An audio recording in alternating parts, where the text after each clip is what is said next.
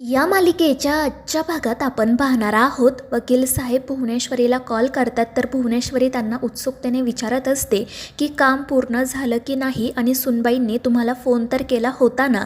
आणि त्यावर ते वकील साहेब सांगतात की नाही मॅडम, अक्षरा मॅडमने आम्हाला फोन नव्हता केला, त्यामुळे मग शेवटी आम्हीच त्यांना फोन केला आणि विचारलं. आणि त्यावेळी त्यांनी आम्हाला अजून काही मुद्दे ड्राफ्टमध्ये ॲड करायला सांगितले आणि त्याचसाठी मला तुमचं अप्रूव्हल हवं आहे. आणि त्यावेळी भुवनेश्वरी वैतागूनच म्हणते की त्यांनी जे काही सांगितलं आहे ना ते सगळं तुम्ही त्या ड्राफ्टमध्ये ॲड करा आणि फायनल ड्राफ्ट करून आमच्याकडे सहीसाठी पाठवा. त्यावर तो वकील तिला समजवण्याचा प्रयत्न करतो की मॅडम, आधी माझं म्हणणं ऐकून तरी घ्या, त्यांनी कोणकोणते मुद्दे सांगितले आहेत हे प्लीज तुम्ही ऐका.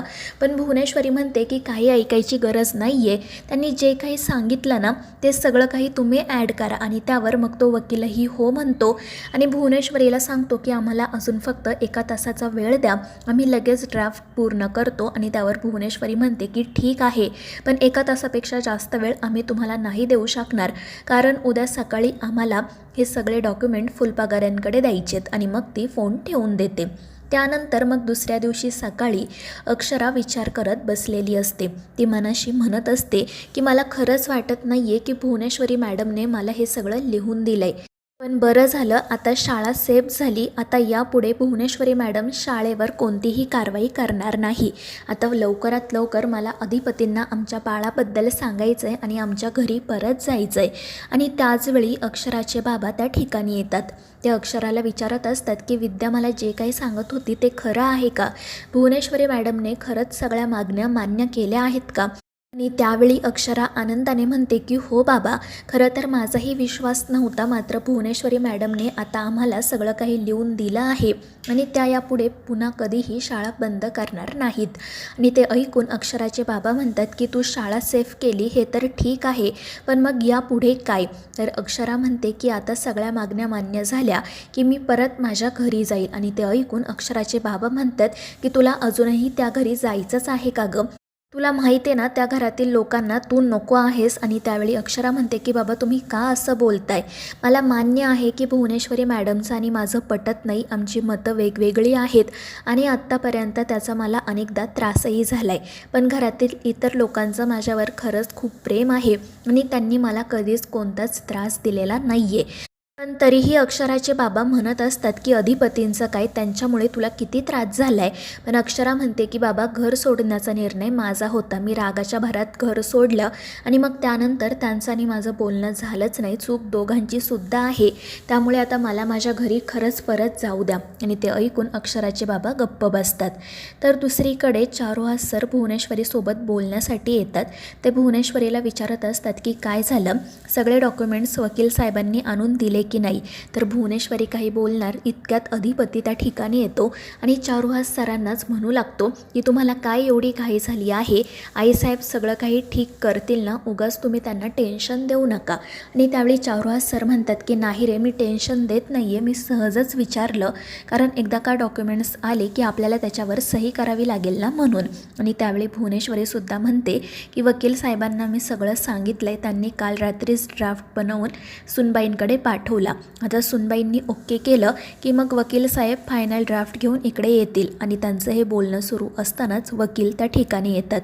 त्यानंतर मग भुवनेश्वरीला ते तो ड्राफ्ट दाखवतात. भुवनेश्वरी चारुहास सरांना आणि अधिपतीला म्हणते की तुम्ही एकदा हे सगळं वाचून घ्या आणि त्याच्यावर सही करा. पण चारुहास सर म्हणतात की खरं तर वाचायची गरज नाही आहे, अक्षराने सगळं काही व्यवस्थित केलंच असेल.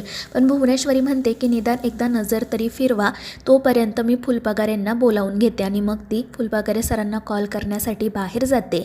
तर अधिपती आणि चारुहास सर तो ड्राफ्ट वाचत असतात आणि त्यावेळी अधिपती मनाशी म्हणतही असतो की अंबाबाई, खरंच तुझी खूप कृपा झाली, आम्हाला वाटलंच नव्हतं की हे काम इतकं पटकन होईल, आता फक्त लवकरात लवकर मास्तरीनबाईंनी घरी यायला हवं. दुसरीकडे भुवनेश्वरी फुलपगारे सरांना फोन करते. आधी तर ते खूप घाबरतात, पण भुवनेश्वरी त्यांना सांगते की सगळे डॉक्युमेंट्स तयार झाले आहेत, तुम्ही घरी येऊन घेऊन जा.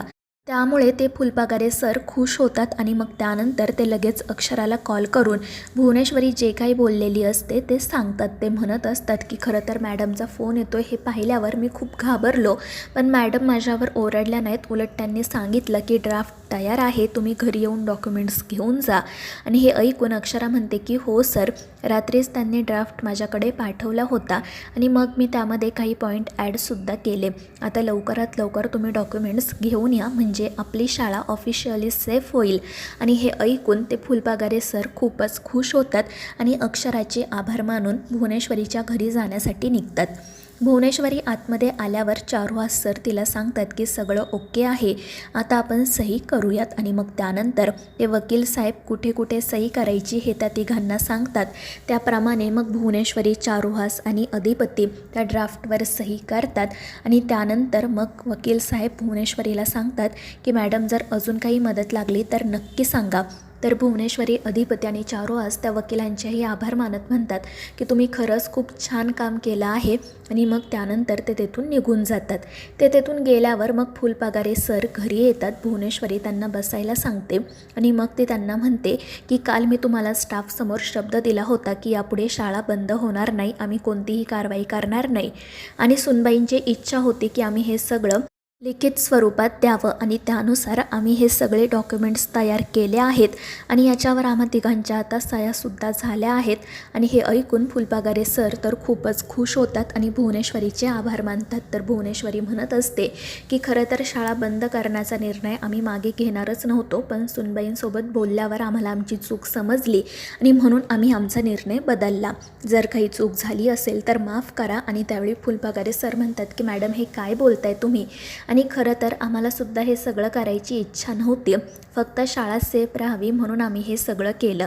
आम्हाला तुम्हाला कोणताही त्रास द्यायचा नव्हता. आणि मग ते सुद्धा हात जोडून भुवनेश्वरीची माफी मागतात. आणि मग त्यानंतर भुवनेश्वरी त्यांना ते डॉक्युमेंट्स देते. तर चारुहास सरसुद्धा पुन्हा पुन्हा भुवनेश्वरीचे आभार मानत असतात. आणि मग त्यानंतर भुवनेश्वरी म्हणू लागते की आता आम्ही तर आमचं काम केलं आहे, आता फक्त सुनबाईंनी त्यांचं काम करायला हवं, लवकरात लवकर घरी परत यायला हवं, इतकंच. आणि मग ती तेथून निघून जाते. अधिपती मात्र थोडा काळजीतच असतो. मास्तरीणबाई नक्की घरी येतील ना, याचीच त्याला भीती वाटत असते. दुसरीकडे फुलपागारे सर आणि अक्षरा बाहेर भेटतात. फुलपागारे सर घरी जो काही प्रकार घडलेला असतो तो अक्षराला सांगत म्हणत असतात की खरं तर मला ना भीतीच वाटत होती, कारण आत्तापर्यंत मी मॅडम पुढे कोणतीही मागणी घेऊन गेलो ना तर त्या नकारच द्यायच्या आणि मग मला अधिपतींची किंवा तुझी मदत घ्यावी लागायची. पण यावेळी तसं काही घडलं नाही.